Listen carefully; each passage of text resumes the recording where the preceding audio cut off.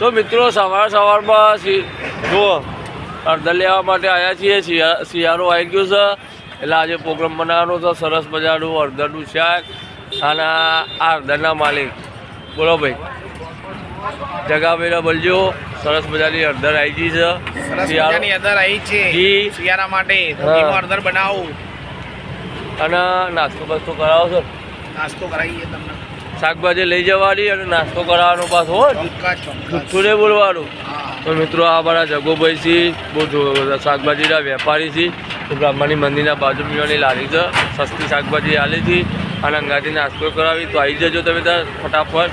અને દસ અને અમારા ભાઈ ચાવાળા શાકભાજી અંગાથી ચા પી શાકભાજી લઈ જવાની ચા પીવાઈ જાય છે. તો ચલો આપણે તો શાકભાજી લઈ લીધી, હવે ચાય પી લઈએ.